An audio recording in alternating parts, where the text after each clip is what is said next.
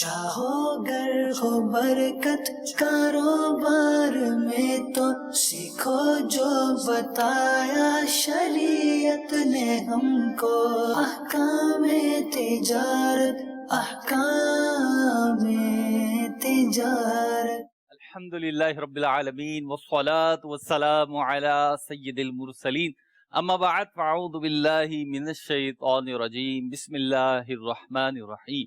الصلاة والسلام علیک یا رسول اللہ، الصلاة والسلام علیک یا حبیب اللہ، الصلاة والسلام علیک یا نبی اللہ وعلی آلک واصحابک یا نور اللہ۔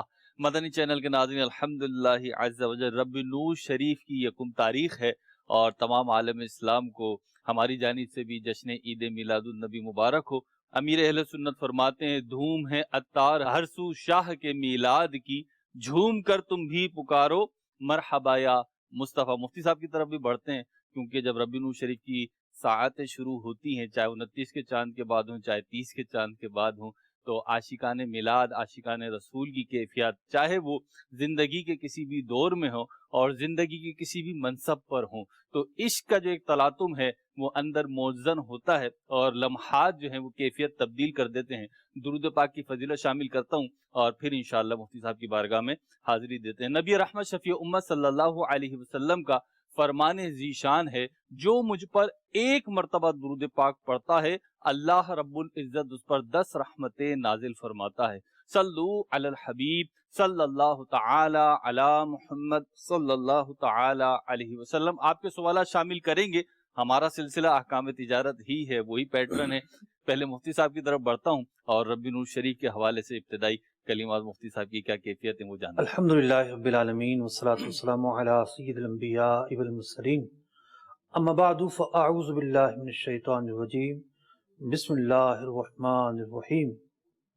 تمام اہلیان اسلام کو ربیع الاول کا مبارک مہینہ مبارک ہو۔ نبی اکرم علیہ السلام کا ذکر ہو تو ہماری خوشیاں بڑھ جاتی ہیں، دلوں میں انوار داخل ہو جاتے ہیں، جو ایمان ہے اس کی قوت میں مزید اضافہ ہو جاتا ہے۔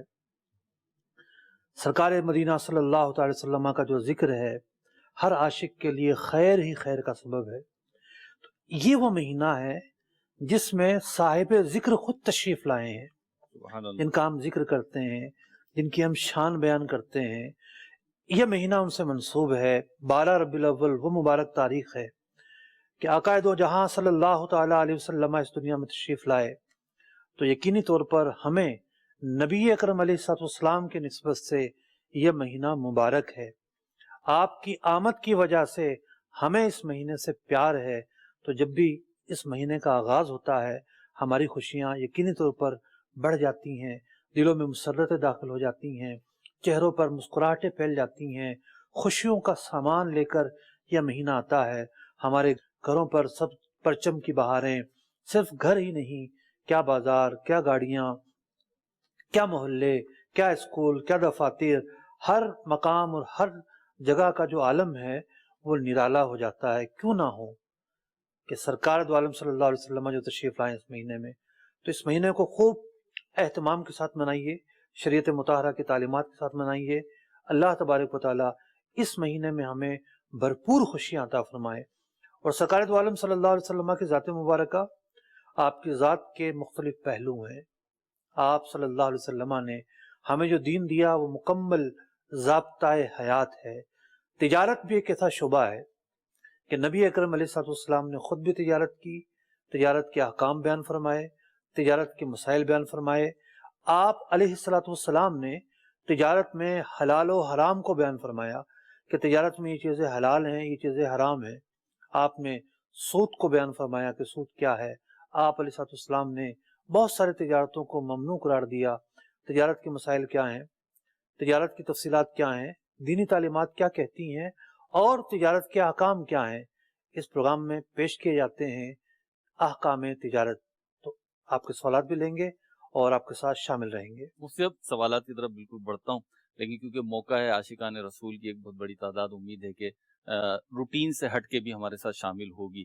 آپ بھی ربی نور شریف پر ایک اسپیشل سلسلہ، خصوصی سلسلہ لے کر آ رہے ہیں، تھوڑا سا اس کا تعارف ہو جائے، آپ بھی کی زبانی ہو جائے۔ نبی اکرم علیہ السلام کا جو ذکر مبارک ہے، یعنی ہوتا یہ ہے کہ جب آپ کسی کا ذکر کرتے ہیں تو پھر آپ یہ چاہتے ہیں کہ اس کی پہچان ہو، جی، یہ کون سی ہستی ہیں، کیا ہیں، اور یقینی طور پر جب پہچان ہوتی ہے تو پھر حقائق کھل کر سامنے آتے ہیں اور محبتوں میں بھی اضافہ ہوتا ہے۔ تو نبی اکرم علیہ السلام کی ذات مبارکہ جس سے ہم محبت کرتے ہیں، جس سے ہم پیار کرتے ہیں، جو ہمیں اپنے اموال سے زیادہ، ماں باپ سے زیادہ، ہمیں ہر نعمت سے زیادہ عزیز ہیں، وہ پیارے آقا علیہ السلام، ان کے بارے میں تفصیلات جاننا ایمان کا تقاضا ہے۔ تقریباً تمام ہی اہل سیر نے، نبی اکرم علیہ السلام کی حیات طیبہ بیان کرنے والے اکابر علماء نے لکھا کہ یہ جاننا اور یہ سمجھنا کہ اللہ تعالیٰ نے نبی اکرم علیہ السلام کو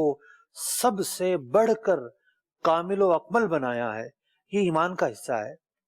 تو جب جانیں گے نہیں کہ حضور کیسے ہیں، حضور کی صفات کیا ہیں، پیارے آقا علیہ السلام کے تعلق سے قرآن و حدیث کیا کہتے ہیں، صحابہ اکرام کے کیا عقائد و نظریات تھے، ہمارے بزرگان دین کی کیا تعلیمات ہیں، تو پھر پتہ کیسے چلے گا؟ تو اس جان کے لیے، اس پہچان کے لیے اور اس معرفت کے لیے ذکر مصطفیٰ صلی اللہ علیہ وسلم بیان کیا جاتا ہے مختلف انداز میں، مختلف پہلوؤں پر۔ اور نبی اکرم علیہ السلام کی جو زندگی ہے، 63 سالہ زندگی، وہ 50 سالہ مکی زندگی ہو یا 13 سالہ بدری زندگی ہو، آپ علیہ السلام کے شب و روز بیان کیے گئے ہیں۔ راویوں نے جو دیکھا وہ بیان کیا ہے، صحابہ اکرام نے محفوظ رکھا اور اسے آگے بڑھایا۔ تو اب اتنے گوشے ہیں، اتنے پہلو ہیں، اتنے زاویے ہیں، کس پر بات کی جائے؟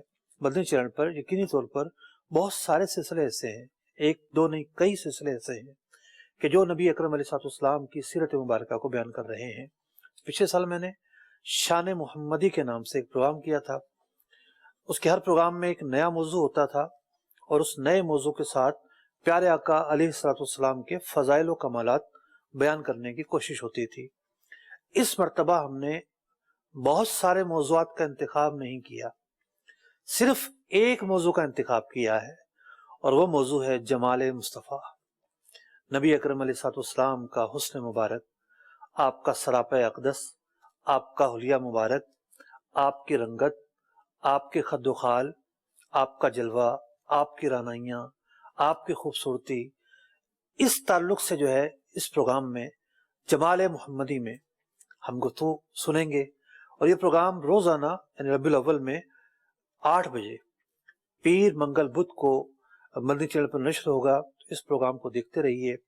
جمال مصطفیٰ کے تعلق سے اللہ نے چاہا تو بہت سارا صحت مند مواد ایسا آپ کو دیکھنے کو ملے گا کہ بہت ساری روایت کی طرف ہو سکتا ہے آپ کی توجہ نہ ہو یا آپ نے پہلے سنی نہ ہو، ضرور دیکھیے گا۔ پہلے سنی بھی ہوں تو ایک عاشق جو ہے جب اپنے محبوب کا ذکر کرتا ہے تو اس کی روح کی تراوٹ ہوتی ہے، اس کے قلب کے لیے جلا کا باعث ہوتا ہے۔ تو یقینی طور پر ذکر مصطفیٰ میں خیر ہی خیر ہے۔ آپ کی پہلی کال شامل سلسلہ کرتے ہیں، پہلا سوال شامل سلسلہ کرتے ہیں، دیکھتے ہیں کیا سوال ہو رہا ہے۔ جی، میرا نام غلام یاسین اتاری ہے۔ میرا مفتی صاحب کی بارگاہ میں سوال عرض ہے کہ ایک تاجر دیکھتا ہے کہ میرے کام میں کوئی بیماری بھی نہیں ہے، سود بھی نہیں ہے، تو وہ کس لیے دارالافتاء اہل سنت میں رابطہ کرے؟ کیوں رابطہ کرے؟ کیوں رابطہ کرے؟ 2 میجر چیزیں تو انہوں نے بتائیں اپنے طور پر۔ بیٹا آپ کی عمر تو بہت کم لگ رہی ہے، لیکن چلیں ہم آپ کو اگر نہیں پتا تو ہم بتا دیتے ہیں۔ بہت سارے لوگ اسپتالوں میں جاتے ہیں اور پتہ یہ چلتا ہے کہ ان کے ساتھ ایسی کیفیت طاری ہو گئی ہے کہ اب بات جان پر بنائی ہے، اور یہ سوچتے ہیں ہمیں پتا ہوتا ہمارے اندر یہ بیماری ہے، اوہو ہم تو پہلے علاج کروا لیتے، پہلے تدابیر اپنا لیتے۔ کسی کے دل کی رگیں بند ہوتی ہیں، نہیں پتا ہوتا اسے، جب دورہ پڑتا ہے تو پھر اسپتال تک پہنچ گیا، ورنہ تو کتنے لوگ ایسے ہیں جو اچانک دورہ پڑنے کی وجہ سے ہلاک ہو جاتے ہیں. کسی کا آپریشن کیا جاتا ہے کسی اور مقصد کے لیے اور پتہ ہی چلتا ہے کہ اندر تو کینسر ہے. اور بعض ایسے بھی لوگ ہیں کہ اچانک سے گر پڑتے ہیں. کیا ہوا جناب؟ جب ایکس رے وغیرہ کروایا پتہ چلا کہ جناب دماغ میں تو رسولی اتنی بڑھ چکی ہے. اب تو ڈاکٹر کہتے ہیں 3 مہینے جناب، 2 مہینے، 1 مہینے کا بھی نہیں ہے مریض. تو طبی تعلق سے بندہ اپنے آپ کو فٹ سمجھ رہا ہوتا ہے، صحت مند سمجھ رہا ہوتا ہے، لیکن اندرون خانہ کچھ اور چل رہا ہوتا ہے. تو یہ جو ایکس رے مشینیں ہیں نا، مختلف قسم کے ٹیسٹ ہیں. بعض بیماریاں تو ایسی ہیں جو ٹیسٹ میں بھی نہیں آتی، ان کے ٹیسٹ بھی ایجاد نہیں ہوئے.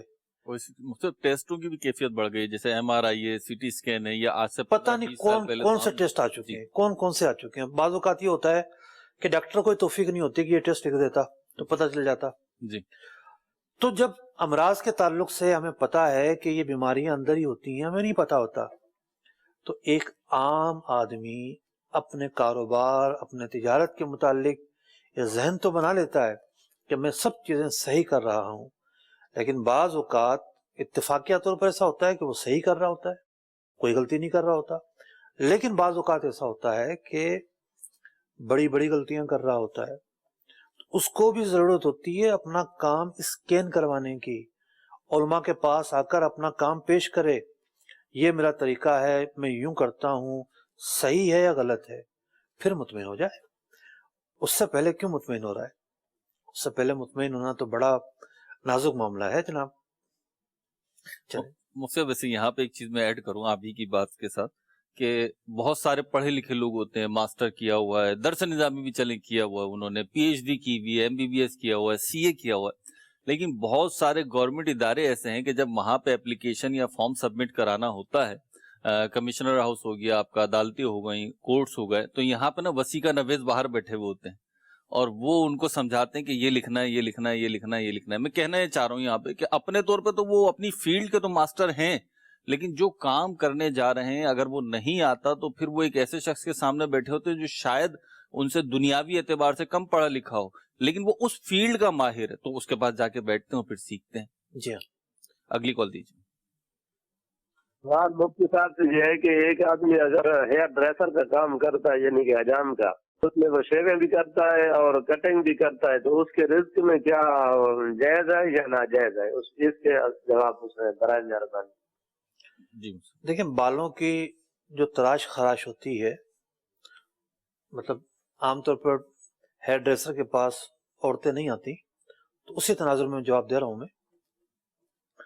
تو بالوں کی تراش خراش تو جائز ہے، لیکن داڑھی مونڈنا، ایک مٹھی سے کم کرنا، یہ جائز نہیں ہے. اس پر جو اجرت اسے ملے گی وہ حلال نہیں ہوگی، گناہ میں معاونت پائی جا رہی ہے. اور ایک شخص کے لیے ایک کام کرنا گناہ ہے تو یہ اس کو کام انجام دے تو ظاہر بات ہے یہ بھی گناہ گار ہوگا. اگلی کال دیجیے.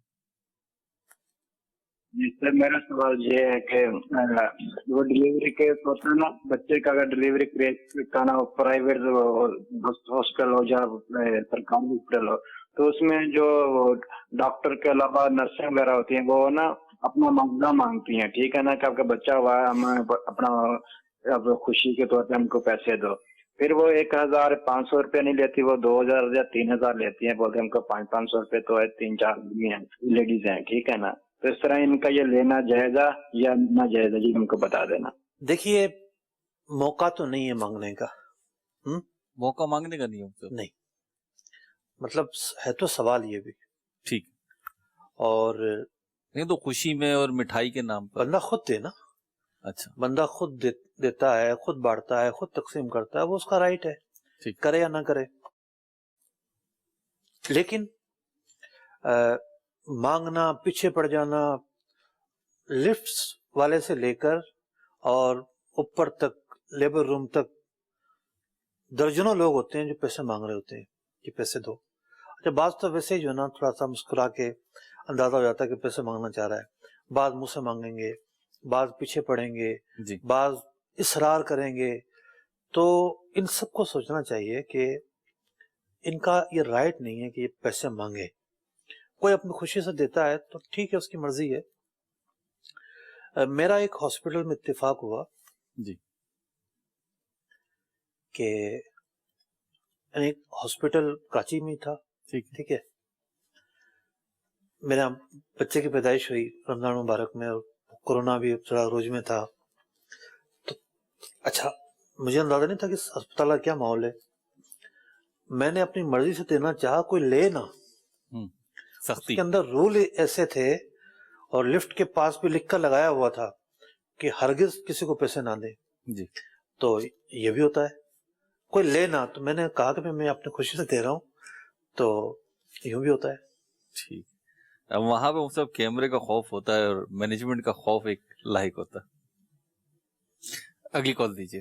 جناب جڑا کام کرتے ہیں نا کمیشن ایجنٹ جڑے ہوندے نے، فصل لیندے ہیں کسے کولوں، اودے تے 2 روپے 3 روپے فی 100 دا جڑا ہے کمیشن کٹتے نے، اور انہاں نوں ڈیزل کھاد دوائی وغیرہ دیندے نے جینون ریٹ تے، جو ریٹ ہوندا ہے. کیا وہ جائز ہے کہ نہیں جائز؟ ویکھو جناب، جڑے دونوں سودے ہیگے نے یہ الگ الگ سودے نے. یعنی ایک معاہدہ ہے گا کہ بندہ آئے گا اپنا مال لے کے، تے جڑا منڈی والا ہے گا آڑتی، وہ محنت کرے گا، بولی کرے گا، تے انہوں کمیشن ملے گا. یہ الگ معاہدہ ہے گا. دوجا معاہدہ ہے گا تے انہوں کوئی چیز بیچنی ہے، فروخت کرنی ہے یا قرض دینا ہے. تو یہ دونوں چیزیں ایک دوسرے تو مشروط اگر ہوئیں گی تو یہ جائز نہیں ہے. اب میں اردو میں بتا دیتا ہوں. جی یہ 2 الگ الگ معاہدے ہیں. آپ کے پاس آتا ہے جناب ایک بندہ کہ جناب مجھے اپنا ڈیزل چاہیے یا کھاد چاہیے یا فلاں چیز چاہیے. آپ کہتے ہیں ٹھیک ہے لے جاؤ ہماری دکان سے، مال ہمیں بیچنا پڑے گا، یعنی ہماری ٹھیے پہ آ کے ہماری منڈی میں آ کے دینا پڑے گا، ہم بیچیں گے. تو یہ آپ ایک چیز کو دوسرے کے ساتھ مشروط کر رہے ہیں. احادیث مبارکہ میں اس طرح کی شرطیں لگانے سے منع کیا گیا ہے. اور بعض اوقات تو قرضہ دے رہے ہوتے ہیں کہ ٹھیک ہے پیسے لے جاؤ ہم سے،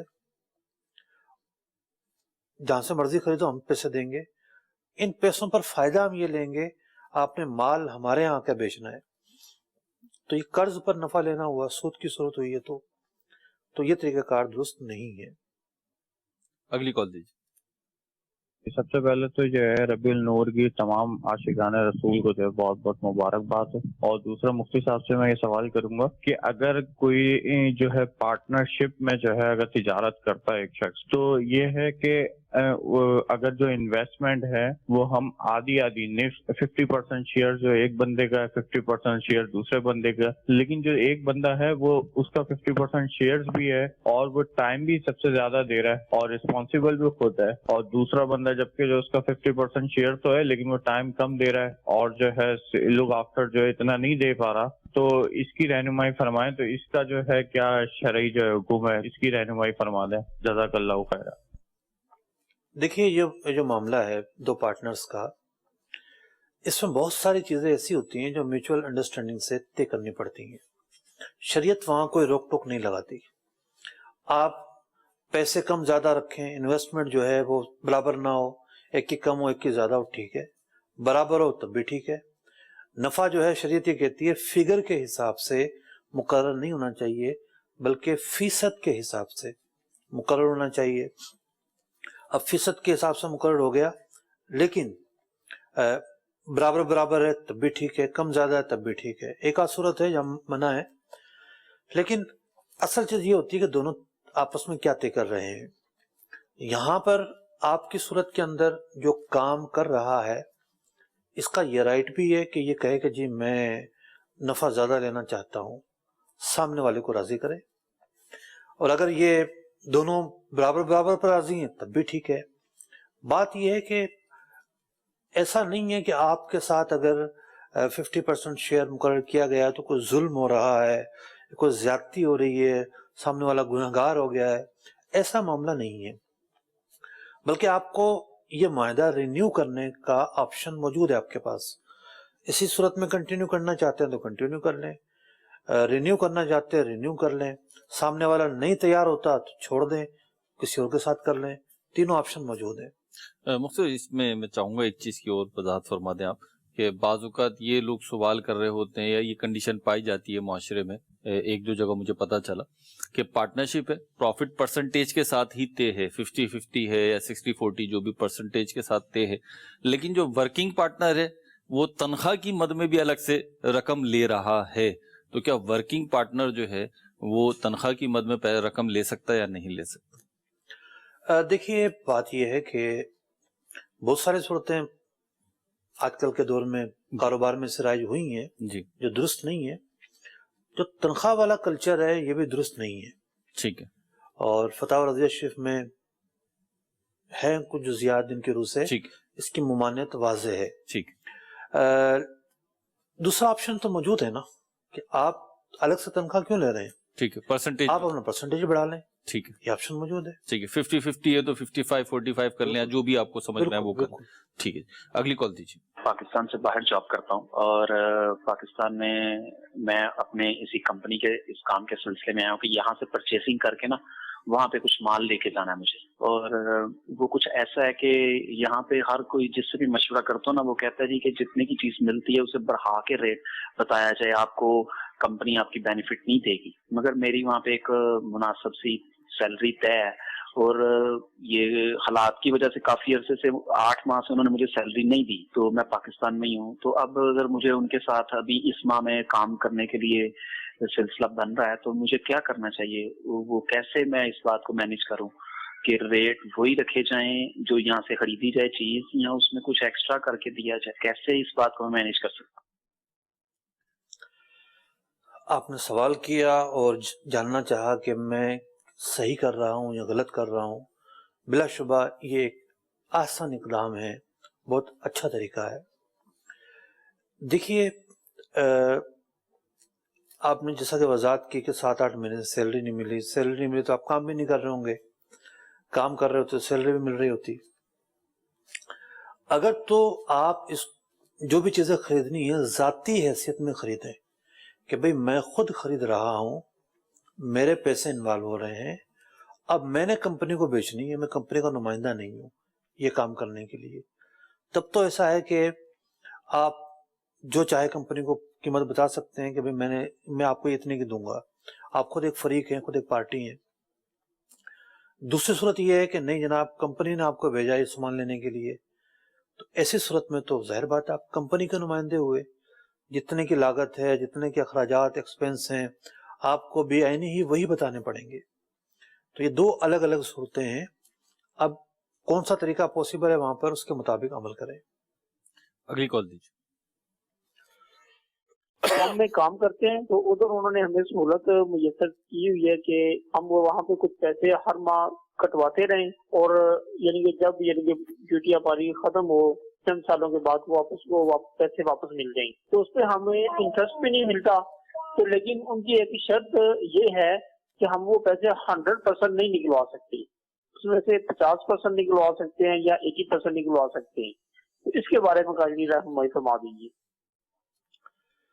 دیکھیے اس طرح کی جو شرطیں ہیں وہ ویسے تو باہم رضامندی کے ساتھ ہی لگائی جاتی ہیں، اور یہ بیک گراؤنڈ میں ایک سوچ یہ ہوتی ہے کہ ایک آدمی جاب لیس ہوتا ہے کسی موقع پر تو کچھ نہ کچھ اس کا ریزرو بنتا رہے، اور وہ جب جاب لیس ہو تو وہ ریزرو اس کو کے کام آئے. گورنمنٹ کی طرف سے بھی اس طرح کی جو نا وہ قوانین ہیں کہ کمپنیوں کو اس طرح کے فنڈ بنانا ضروری ہیں. تو قانونی پہلو بھی ہے اور پھر ایک غالب طبقہ وہ ہے کہ جو راضی بھی ہوتا ہے. اس تناظر کے اندر یہ نظام چل رہا ہوتا ہے، اور یہی ہوتا ہے. مختلف اس کے نام ہوتے ہیں، بعض جگہ جی پی فنڈ کا طریقہ ہوتا ہے، بعض جگہ جو ہے وہ کچھ اور طریقہ ہوتا ہے. تو اس کے اندر ایسی شرائط کو قبول کر لینا چاہیے. ایک مفاد عامہ جہاں وابستہ ہیں، ایک شخص یہ کہے کہ جی میرے لیے الگ نظام بناؤ، مشکل کا شکار بھی ہوگا اور عدم رضامندی کی وجہ سے پریشانی کا بھی شکار ہوگا، قلبی طور پر بھی راحت نہیں ملے گی. تو نظام اگر شریعت سے نہیں ٹکراتا تو بندہ اس کو اوبے کرے، اس کے ساتھ چلے، اس میں کوئی حرج نہیں ہے. یہ عرض کرتا چلوں کہ اس طرح کے جو فنڈ ہیں اس میں ہوتا یہ ہے کہ جو جتنی کٹوتیاں ہوتی ہیں اس کے ساتھ ساتھ یہ جن اداروں میں انویسٹ کیا جاتا ہے وہاں سے پھر سود بھی ملتا ہے، اس سود والا پہلو جو ہے وہ غلط ہے، اور جہاں سے سود مل رہا ہے بہت سارے اداروں میں یہ نظام ہوتا ہے کہ جناب ٹک لگوا دیں، چیک لگوا دیں تو آپ کو سود نہیں ملے گا۔ جہاں یہ آپشن ہے لازمی طور پر اس آپشن کو استعمال کیا جائے کہ بھئی میں اضافہ نہیں چاہتا، تو امید ہے کہ وہ بند ہو جاتا ہے۔ پھر اگلی کال دیجیے۔ جی مفتی صاحب سے یہ سوال پوچھنا تھا، یہ جو منڈی میں کوئی بھی چیز ہم بیچتے ہیں، مچھلی بیچتے ہیں، سبزی بیچتے ہیں، اور منڈی سے ایڈوانس رقم لی ہوتی ہے، میں مچھلی بیچتا ہوں تو ایڈوانس رقم لی ہوتی ہے، تو وہ کمیشن جو کاٹتے ہیں وہ 5% کمیشن کاٹتے ہیں، کیا یہ جائز ہوگی یا نہیں ہوگی؟ اور اس کے علاوہ یہ بھی بات ہے کہ اگر اس کے پاس بیچے پھر بھی وہ 5 روپے کمیشن کاٹے گا، کسی اور کے پاس بیچے تو وہ بھی کاٹے گا، تو یہ عرض کرنے سے پوچھنا تھا کہ کیا یہ جائز ہے یا نہیں جائز کہ ایڈوانس رقم لے کے اس کے بعد میں مچھلی بیچتے ہیں اور وہ کمیشن کاٹتے ہیں، اور کاٹتے وہ بھی ہیں کسی اور کے پاس جن سے نہ بھی رقم لی ہو وہ بھی کاٹتے ہیں، اور اس صورت میں کیا یہ جائز ہوگا یا نہیں؟ یہ بات تو آپ نے ٹھیک کہی ہے کہ کمیشن سارے کاٹتے ہیں منڈی میں، ایک آڑتی اور ایک بولی لگانے والا محنت کرتا ہے، عرفی طریقہ بھی ہے کہ وہ مال بکوانے کی کمیشن لیتا ہے، آپ کا مال بکواتا ہے۔ لیکن دوسری طرف معاملہ یہ ہے کہ قرض دیتے وقت اگر وہ آپ کو باؤنڈ کرتا ہے کہ مال میرے پاس ہی آپ نے بیچنا ہے، یہ طریقہ غلط ہے۔ وہ ٹھیک ہے، اس کو اگر قرض دینا ہے تو باؤنڈ نہ کرے آپ کو کہ ٹھیک ہے تمہیں ضرورت ہے تو میں پیسے دے دیتا ہوں، میرے پاس مال بیچو تب بھی ٹھیک ہے، کسی اور کے پاس بیچو تب بھی ٹھیک ہے، مجھے کوئی اعتراض نہیں ہے۔ اگر وہ صراحتاً یہ کہہ دیتا ہے اور اس پر عمل بھی کرتا ہے، یہ نہیں کہ بول تو دیا بعد میں لڑنے کے لیے تیار ہو گیا کہ آپ نے دوسرے کے پاس کیوں مال بیچا، میں تو آپ کو قرضہ دیا ہوا ہے، یہ جو طریقہ ہے یہ غلط ہو جائے گا۔ قرضہ دینا ہے تو اس اجازت کے ساتھ کہ آپ باؤنڈ نہیں ہو کہ میرے پاس ہی مال بیچو گے، جس کے پاس مرضی بیچ سکتے ہو، یہ طریقہ درست ہو جائے گا۔ اگلی کال دیجیے۔ میں گورنمنٹ ملازم ہوں، ایجوکیشن ڈپارٹمنٹ میں ٹیچر ہوں۔ یہ ہمارے اسکول میں اس طرح رواج ہے کہ آدھی چھٹی تک تو تمام اساتذہ ہوتے ہیں، اس کے بعد جن کا پیریڈ ہوتا ہے وہ موجود ہوتے ہیں، باقی چلے جاتے ہیں۔ عرف یہی ہے ہمارے یہاں، تو کیا ہم نے پورا ٹائم بیٹھنا ہے یا جس طرح رواج ہے بس اسی پر ہم لوگ بھی چلے جایا کریں؟ اچھا جی، عرف یہی ہے۔ دیکھیے اگر سارے لوگ مال حرام کھانا شروع کر دیں تو یہ تو نہیں کہا جائے گا کہ جی عرف سب کا یہی ہے، حرام کھاتے ہیں تو میں بھی کھا لوں۔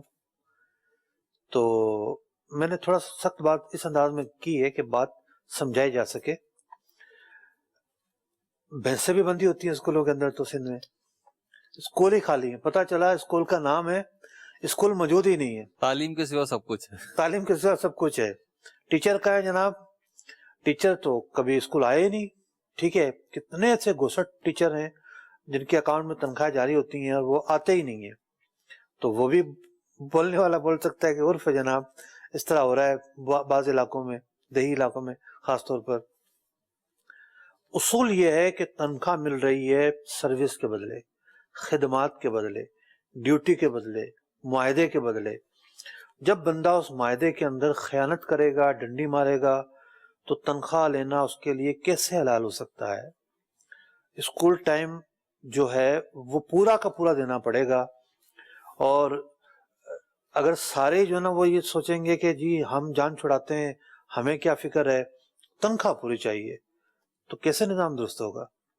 اگر سارے چلے جاتے ہیں تو جانے دو، وہ خود اپنے کیے کے ذمہ دار ہیں۔ آپ جو ہیں یا جو بھی سن رہا ہے مجھے، جس کے دل میں خوف خدا ہے، وہ پورے ٹائم تک رکے، بچوں کو پورا ٹائم دے۔ اچھا یہاں ایک اور چیز بھی ہوتی ہے، ہمارے ایک ساتھی ہیں وہ ٹیچر ہیں ماشاءاللہ، یہ تو بڑا ظلم ہوتا ہے ہمارے ساتھ۔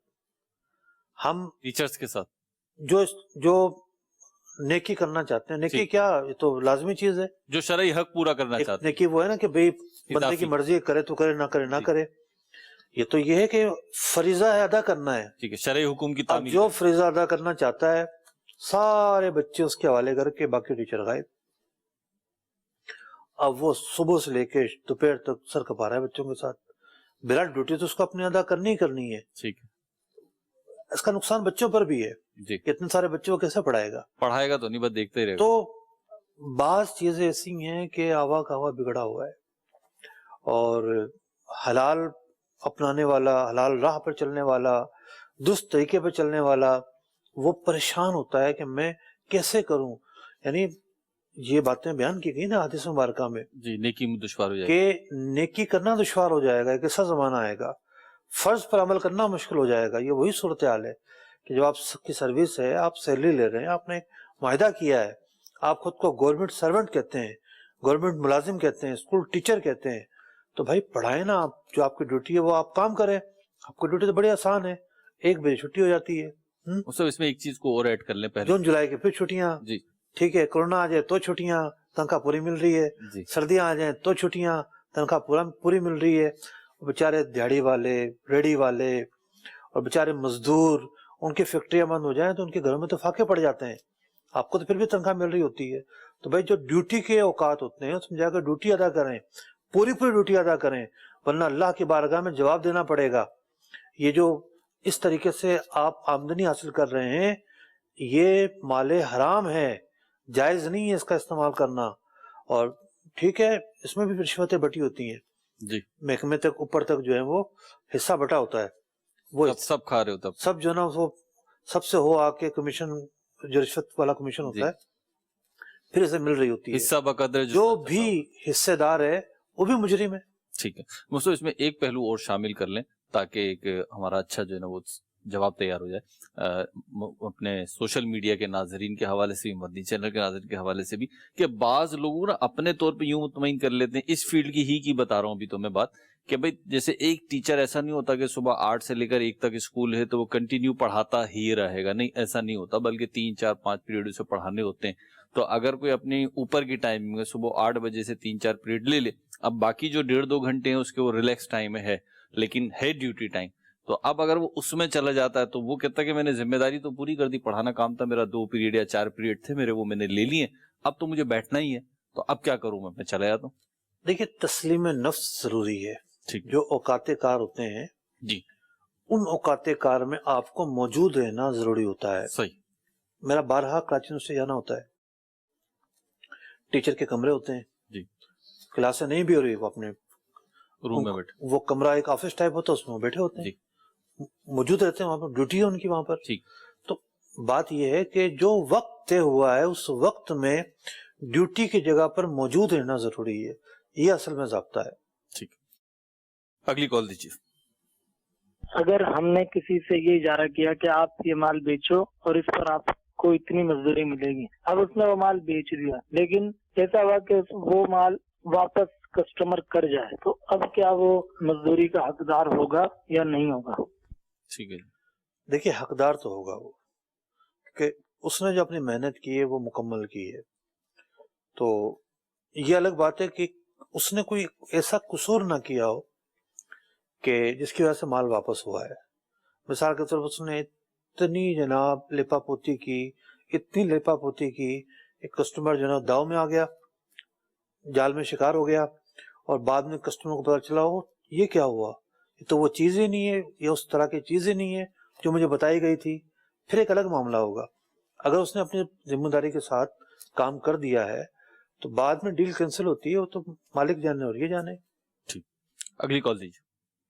مفتی صاحب کی بارگاہ میں سوال یہ ہے کہ میں سی اے کی اسٹڈیز کر رہا ہوں، تو کیا سی اے کی جاب کمپنی میں کرنا، آڈٹ وغیرہ ٹیکس کے معاملات کمپنی کے دیکھنا کیا شرعی طور پر درست ہوگا؟ برائے کرم مفتی صاحب جواب ارشاد فرما دیجیے.